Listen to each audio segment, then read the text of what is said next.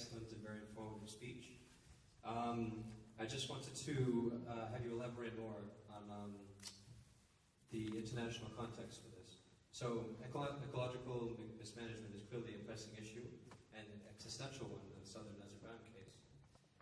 You articulated this, and you also articulated this is not unique in Iran or the world. For example, the destruction of forests with the Mapuche in Chile is another example of how ecological mismanagement can be terrible for indigenous communities or minority groups or unrepresented people. So without appropriate representation, as you made very clear in your speech, at a national level, as is the case with South Azerbaijan, or at an international level, as you can see with global warming, for example, people who are unrepresented, minorities and indigenous people are disproportionately affected and are particularly vulnerable for these negative consequences of ecological mismanagement. So then, is self-determination the only answer?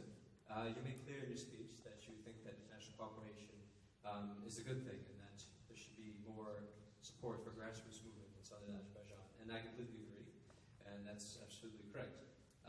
However, would you agree with more international cooperation? Could you elaborate on this with other nations and peoples and groups around the world who face similar situations?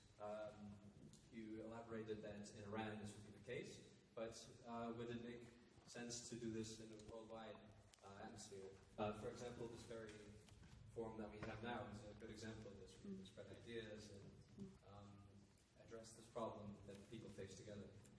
Could you elaborate more on international cooperation with regards to the specific case? Thank you. Thank you for a very good question. There are two parts of this. First of all, we have Lake Urmia, and what kind of cooperation and what kind of a help do we need to solve that issue. And then we have the issue of self-determination for the nations and the ethnicities in Iran. If we look at the situation with Lake Urmia, it's very important to know that this is not a national concern for just Azerbaijani Turks. If you look at the map on the opposite side, you see the map over Kurdistan, and you see that the regions that is also West Azerbaijan is also in that map Kurdistan. So this means that this is a very sensitive issue also for the Kurds. And as I said, if the salt travels within 500 radars, well, which countries will be affected? Well, that's Iran, that's Turkey, that's Iraq, that's Azerbaijan, that's Georgia, that's Armenia. So obviously the first cooperation should be between these countries.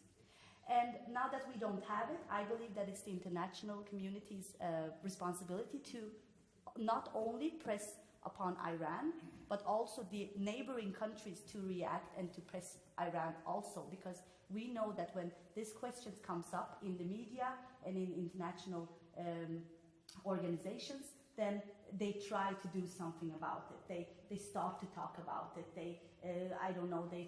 They start to negotiate over, can we take water from the Caspian Sea also to Lake Urmia, and so on and so on. So bringing light on the issue actually can do a lot. And as I said, we only have weeks before it's completely dried out, and then only a year before the salt storms will occur. So I believe that this should be one of the top issues on the UN meetings, on the European Parliament's meetings. This should be one of the top issues, especially now that we have ISIS and other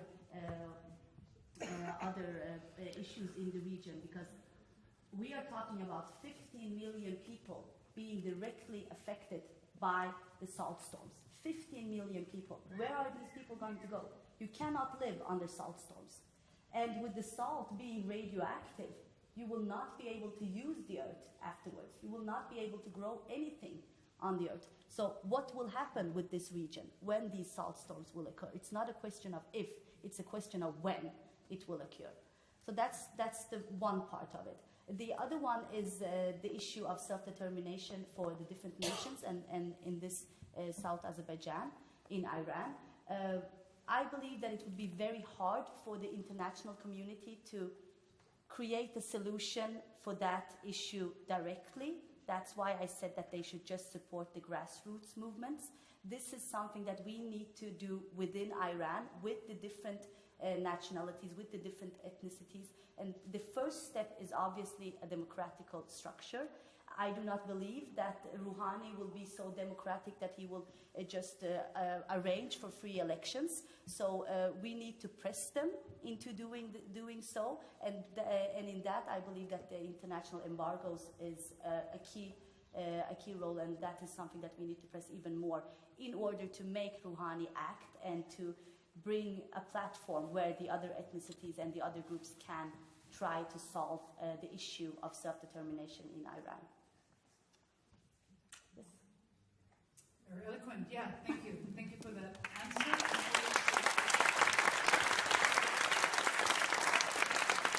And please, for the audience, take your questions and try already prepare for the plenary debate, because there's so many issues, and it would be really interesting if we can tease out a number of the core contradictions and puzzles that we are able perhaps to discuss later. But before we're going to do that, I want to give the floor to our last speaker, Dr. Suallarini